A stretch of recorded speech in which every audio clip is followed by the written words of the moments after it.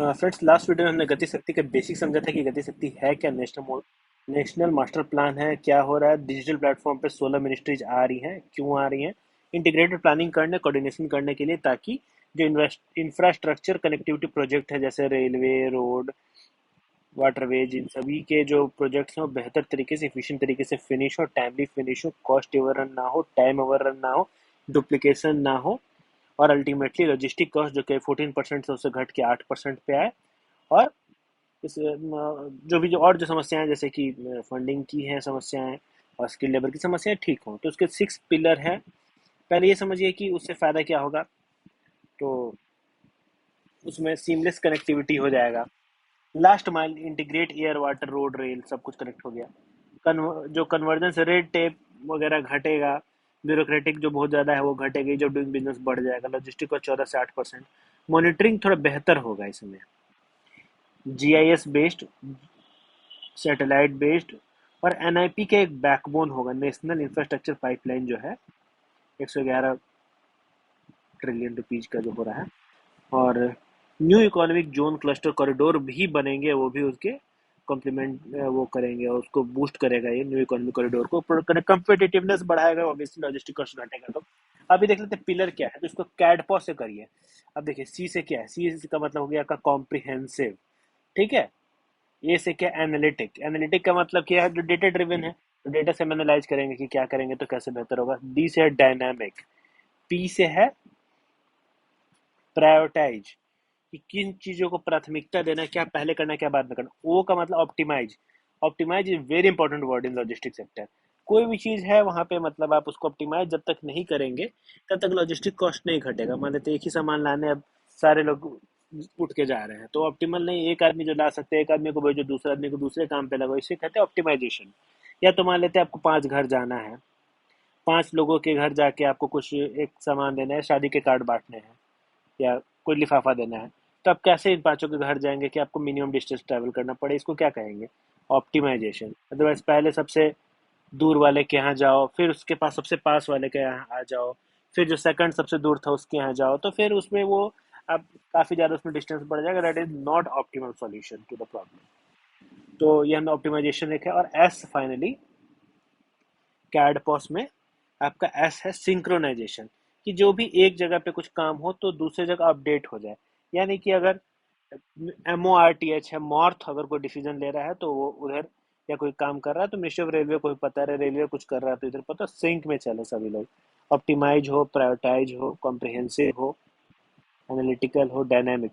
Dynamic का मतलब समझिए विजुअलाइजेशन, रिव्यू, मॉनिटरिंग, मतलब कि स्टैटिक नहीं है कि आपने उसको करके छोड़ दिया, हमेशा मतलब उसको हम लोग देख रहे हैं। और सिग्निफिकेंस देखिए, इश्यूज हम लोग देख लेते हैं।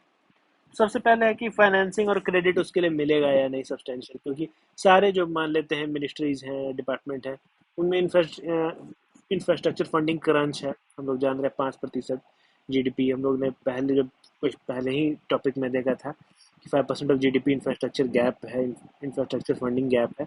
उसके अलावा बहुत जरूरी, नीति आयोग क्या कहता है, $1.4 ट्रिलियन चाहिए, ठीक है। क्यों, 5 ट्रिलियन इकोनॉमी अगर बनना है 2025 तक, उसके लिए जुडिशियल सिर्फ ये नहीं है कि भाई इंफ्रास्ट्रक्चर फंडिंग के पैरेलल रिफॉर्म्स लाने हैं, जुडिशियल रिफॉर्म लाना है, लैंड एक्विजिशन को बेहतर बनाना है, पीपी पॉलिसी को बेहतर बनाना है। और उसके अलावा सिर्फ इंफ्रास्ट्रक्चर डेवलपमेंट ही नहीं, हमें इकोलॉजिकल इन्वायरमेंटल कंजर्वेशन पर भी ध्यान देना। तो इस तरह करके हम लोग बेहतर आंसर लिख पाएंगे। सिग्निफिकेंस समझ रहे हैं, उसमें कहीं कभी भी मतलब ये पॉइंट नहीं मिस होना चाहिए, 14% से 8% वाला। और डुप्लीकेशन, कोऑर्डिनेशन, इन सीलोज, ये सब जो फ्रेज है वो हमें यूज करने हैं। कैट पॉस लिख देंगे तो फिर मज़ा ही आ जाएगा। उसके बाद हम लोग देखते हैं NLP, नेशनल लॉजिस्टिक पॉलिसी। तो ये देखिए बहुत ही सिंपल चीज़ है, और विजन 22 में और बेहतर उसको समझाया हुआ है। अगर एक डायग्राम से आप थोड़ा सा बेहतर समझेंगे तो मैं उसको यूज कर सकता हूँ आपके लिए। तो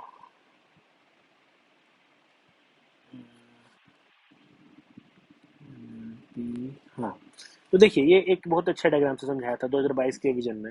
ये देखिए अगर कुछ जो मुंबई पोर्ट पे है कोई सामान, जो कि वही सामान जो हैवी सामान था वो दिल्ली गुड़गांव नोएडा जाना था यहाँ पे। ये सारा सामान ये मुंबई से आ रहा है, और ये दिल्ली गुड़गांव नोएडा में वही सामान जाना है। अब ये 10 टन 10 टन 10 टन, तो तीन व्हीकल्स हैं, तीनों में काफ़ी ज़्यादा मतलब ये इमिशंस होंगे, तीनों में इमिशंस होंगे। तो एक लॉजिस्टिक पार्क बनाने का संकल्प लिया गया, सोचा गया है। तो दो जगह पे, मान लेते हैं मुंबई पे बन गया, एक दिल्ली पे। वो डिपेंड करेगा कि ट्रैफिक कैसा है, वो डेटा ड्रिवन डिसीजंस होंगे, एमएमएलपी। तो यहाँ पे क्या हुआ, इन तीनों ट्रक को एक बहुत बड़े 30 टन के ट्रक में तीनों को एम्प्टी कर दिया गया।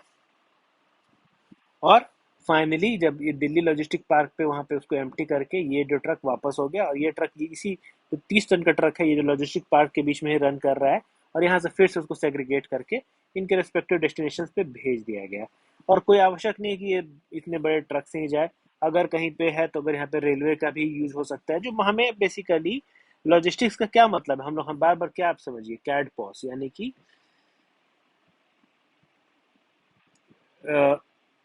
ऑप्टिमाइज।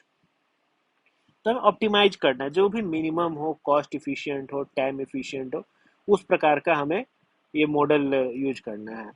तो ये बेसिकली जो कंसेप्ट है ये आपका, और इसको एक और, इसको ही हब एंड स्पोक मॉडल भी कहते हैं। ये भी आप ध्यान रखें।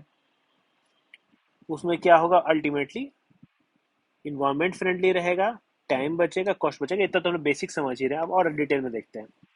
तो हम लोग देख रहे हैं एमएमएलपी। ठीक है, हाँ एमएमएलपी। तो अभी देखिए कि सबसे पहला रिलायंस को दिया गया, ठीक है। और intermodal freight handling establishment होगा।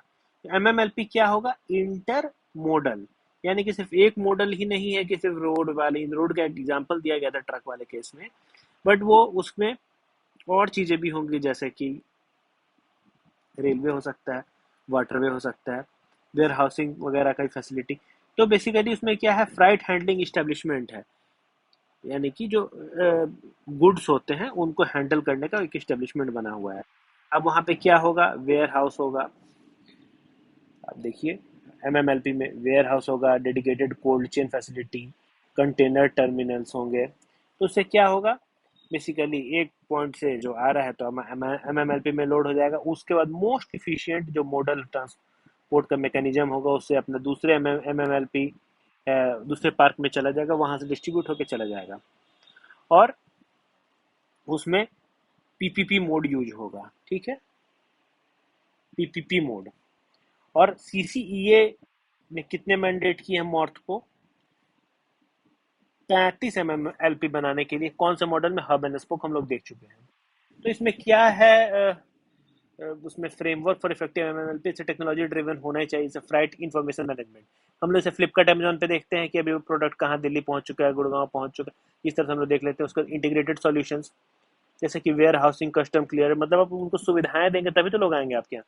मल्टी मॉडल ट्रांसपोर्ट जो भी है उसमें, rail, road, Indian water, value added services, packaging, labelling, वहाँ पे कुछ सर्विसेज भी दे रहे हैं। और लार्ज स्केल फ्राइट, जैसे इंडस्ट्रियल क्लस्टर्स जो बन रहे हैं, और consumption centre to produce high freight volume, क्योंकि ये बड़े स्केल पे ही ये कामयाब हो पाएगा।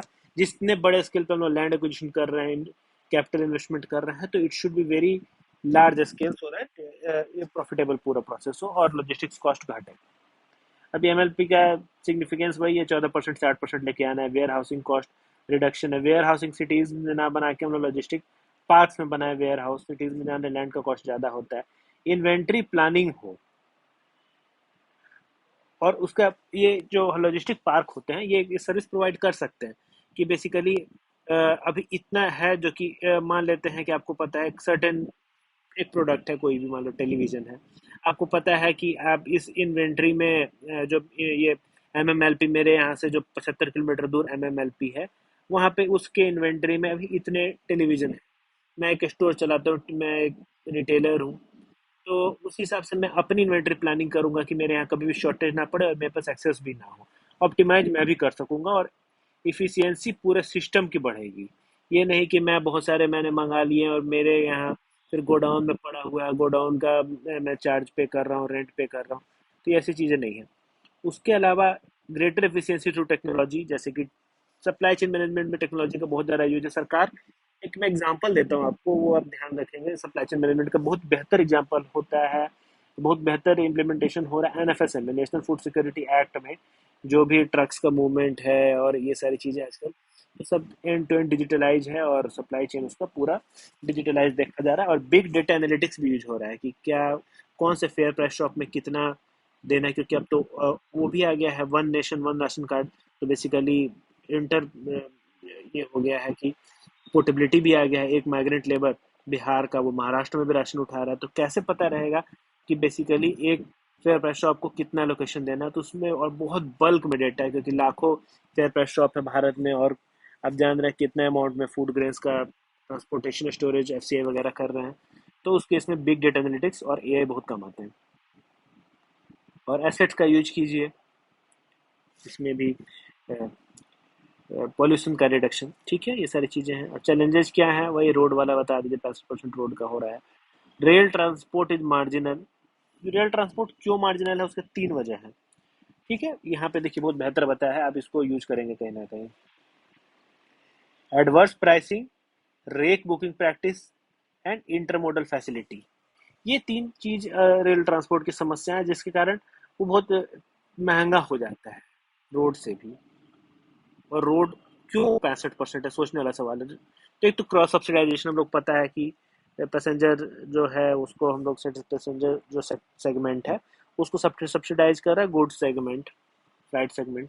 दूसरा, रेक बुकिंग प्रैक्टिसेज वो बेहतर नहीं, इफिशिएंट नहीं है। और तीसरा, इंटरमोडल फैसिलिटी नहीं है, कि जो टर्मिनल जो सर्विसेज होते हैं ये सब नहीं है। प्रोसीजरल कम्प्लेक्सिटीज भी समस्या हो सकती है। मल्टीप्लिसिटी ऑफ गवर्नमेंट एजेंसी, मतलब क्लियरेंस वगैरह जल्दी से मिलेगा नहीं मिलेगा। लैंड सबसे बड़ा, कोई भी जहाँ पे इंडियन वाटर को छोड़ा के कोई भी आप नया पोर्ट बनाने जा रहे हैं या कुछ भी बनाने जा रहे हैं, आप रोड बनाने जा रहे हैं, रेलवे ट्रैक बिछाना चाह रहे हैं, डीएफसी बनाना चाह रहे हैं, एमएमएलपी, कहीं भी, तो land acquisition very important. Underdeveloped material handling infrastructure, warehousing का जो अभी बहुत ज़्यादा डेवलपमेंट नहीं हुआ अभी भी, स्मॉल प्राइवेट अनऑर्गेनाइज्ड है। इनएफिशिएंट सर्विस मॉडल, जो कि इस पर्सनल जो हाईली स्किल्ड बहुत कम है, पोअरली स्किल्ड ज़्यादा है, क्योंकि ऑब्वियसली कट थ्रोट कंपटीशन होती है ट्रांसपोर्ट सेक्टर में, और लो वेजेज वगैरह भी होते हैं। करना क्या है, बहुत सिंपल है, उतने देर से हम लोग यही पढ़ रहे हैं। जो गैप्स हैं मल्टी मोडल इंटरलिंकेजेज में, उसको खत्म कीजिए। जो गति शक्ति का काम है, ट्रक यूजेज कीजिए, उसको बेसिकली ऑप्टिमाइज कीजिए।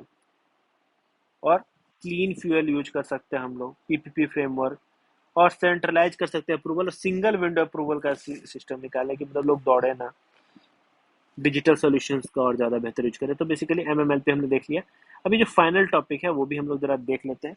फाइनल टॉपिक है आपका एनएलपी। एनएलपी क्या होता है, नेशनल लॉजिस्टिक पॉलिसी।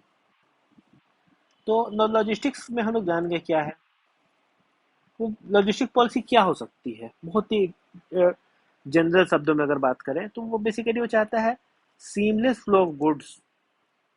जो गुड्स है वो मतलब ये नहीं कि कहीं पे रुक रहा है। जैसे कि पहले क्या होता था, जब फास्टैग नहीं आया था, तो कि जो ट्रक हमें लंबी लंबी कतारें लगी रहती थी, जहाँ पे लोग अपने रोड का जो टोल होता है वो पे कर, लंबी कतारें लगी, तो फास्टैग आ गया।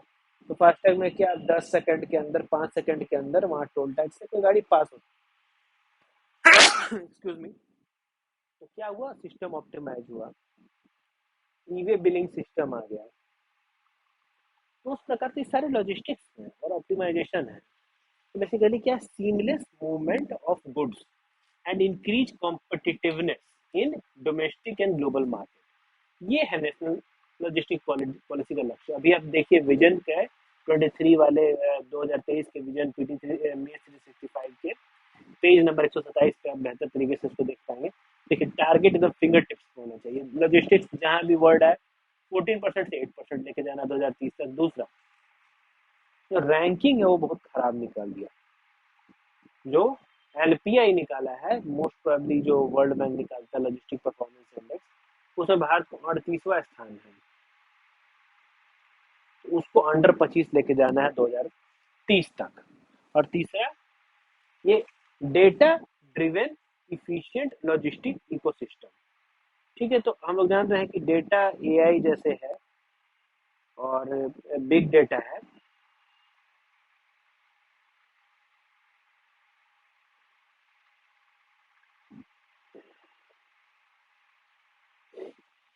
तो ये सारे का यूज करना है। तो बेसिकली 3 टारगेट हमें नेशनल लॉजिस्टिक पॉलिसी के बेहतर तरीके से समझ में आ गया। और क्या है उसके बारे में डेटा जो हम लोग यूज करेंगे।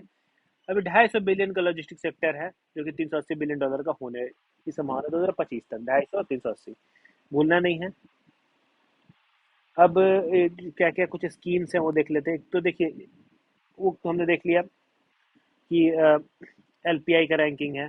दूसरा पीएम गति शक्ति, ऑब्वियसली यही है। भारतमाला है, सागरमाला है, national rail plan, future ready 2030, LEADS index कभी मत भूलिएगा। Logistic ease across different states, logistic ease across. तो एक इंडिया का इंटरनल है जो स्टेट्स को रैंकिंग वगैरह करके बेसिकली बताता है कि कैसे लॉजिस्टिक्स में इंप्रूव करें, कॉम्पिटिटिव फेडरलिज्म टाइप की चीज़ है। उसके अलावा और कुछ रिफॉर्म है। ई संचित क्या है? पेपरलेस एग्जिम ट्रेड प्रोसेस है। फेसलेस असेसमेंट कस्टम के लिए, ई वे, फास्ट टैग, जीएसटी। तो बेसिकली ये सारे चीज हम लोग कर रहे हैं, लॉजिस्टिक्स बेहतर हो। इम्पोर्टेंस क्या है इसका, या एक बात करें तो इश्यूज क्या है। लॉजिस्टिक कॉस्ट ज़्यादा है, 14%, 8%, वही बात रिपीट हो रही है। और इसके अंदर का भी ब्रेकअप क्या है ये हम लोग देख लेते हैं। मतलब लॉजिस्टिक्स को आप ट्रांसपोर्टेशन के इक्विवेलेंट नहीं माने। Transportation is a bulk share, यानी कि 53% जो लॉजिस्टिक कॉस्ट है ट्रांसपोर्टेशन है, लेकिन it's not only transportation, it's warehousing also and material handling. ये सारे चीज मिला के उसके अलावा अन्य चीजें भी हैं, तो पूरा लॉजिस्टिक सेक्टर होता है। वो है 14% ऑफ जीडीपी, इसको हटा के 8%। एलपीए में रैंकिंग 38 से 25 के कम लेके जाना, लो कॉम्पिटिटिवनेस, क्योंकि डोमेस्टिक और एक्सपोर्ट मार्केट, एक्सटर्नल मार्केट में भी ओवर डिपेंडेंस ऑन रोड, जो मल्टी मॉडल वाला बार बार हम लोग बात कर रहे हैं, 64.25। लो इन्वेस्टमेंट है, गवर्नेंस इशू है, बहुत सारे गवर्नमेंट एजेंसी है, पार्टनर एजेंसी है, सर्टिफिकेशन ये है, ईज ऑफ डूइंग बिजनेस घटता है, डिसइंटीग्रेटेड नेटवर्क है, जिससे कि वर्क इन सीलोज होता है। अभी एनएलपी में क्या क्या चीजें हैं, एक तो यही सारी बातें वही हम लोग फिर से रिपीट कर देंगे कि हाँ ये सारी चीजें करना है। और पहले पिलर्स देख लेते हैं तो हम लोग उसको बेहतर बता पाएंगे एनएलपी है क्या। एक है उसका कंपोनेंट यूलिप।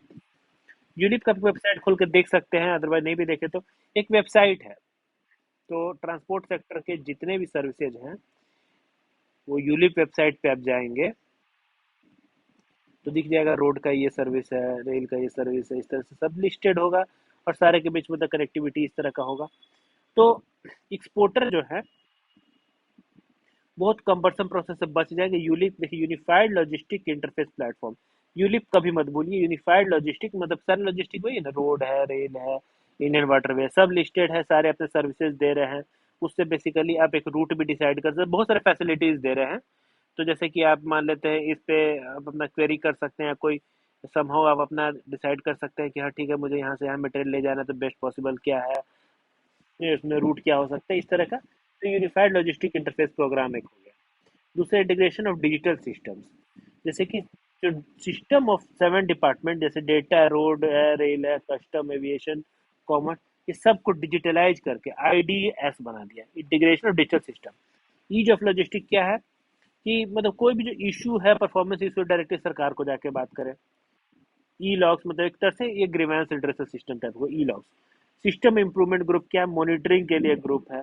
क्या है? Group of officers of ministry concern, जो भी मतलब मिनिस्ट्री है, रोड है, कस्टम है, रेलवे, सबके ऑफिसर मिलके एक एसआईजी बनाएंगे। तो 4 पिलर हम लोग समझ गया, बिल्कुल फिंगर टिप्स पे होना चाहिए। जैसे कि अभी मैं ट्राई करता हूँ, यूलिप एक तो था, एक आईडीएस था, और ई लॉग्स था, और एसआईपी था।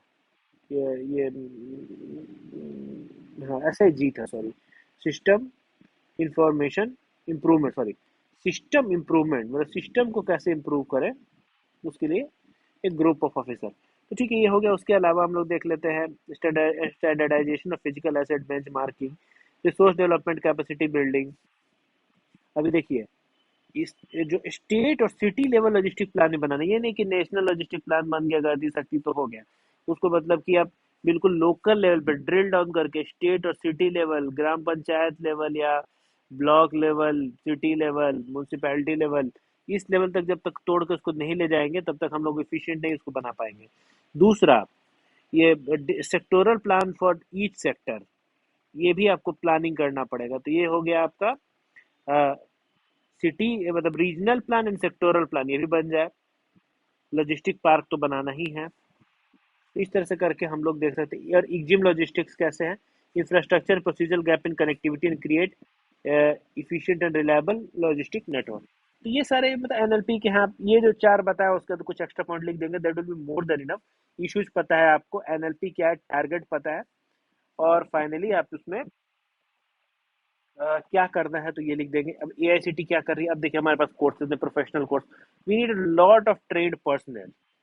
जैसे चैलेंजेस में पहले देख लेते हैं, cooperation from all state for timely regulatory approval falling under state jurisdiction. कुछ अप्रूवल स्टेट के जुरिडिक्शन में पड़ते हैं, लेकिन अभी जैसे बहुत सारे जगह पर कोऑर्डिनेशन नहीं मिल रहा है, जैसे कि half of the state have their, ये लॉजिस्टिक पॉलिसी ने अभी तक नहीं बना, स्टेट्स को ही बनाना है, लोकल प्लान से बनना है, मैन पावर नहीं है, कोर्सेज अभी नहीं है लॉजिस्टिक। इसी का जवाब है ये, एआईसीटी अभी एक टास्क फोर्स बना के टेक्निकल और स्किलिंग कोर्स लॉजिस्टिक और एससीएम में बनाना चाह रहा है।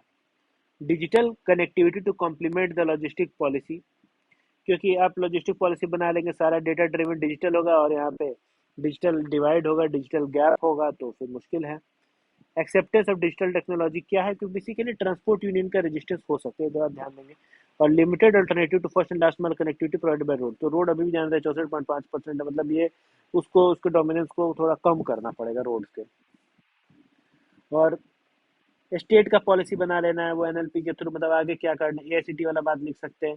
Private sector investment in warehousing, IIPDFM, engaging trade union support system to financial educational technological to reduce logistic cost। ठीक है, तो अभी हमने सारे टॉपिक देख लिए। अभी हमारा logistic and transport sector infrastructure खत्म हो गया। अभी हम लोग नेक्स्ट टॉपिक में एनर्जी देखेंगे, कोल, ऑयल एंड गैस, और उसके बाद हम लोग कोशिश करेंगे कि हम लोग इन्वेस्टमेंट्स भी देखें।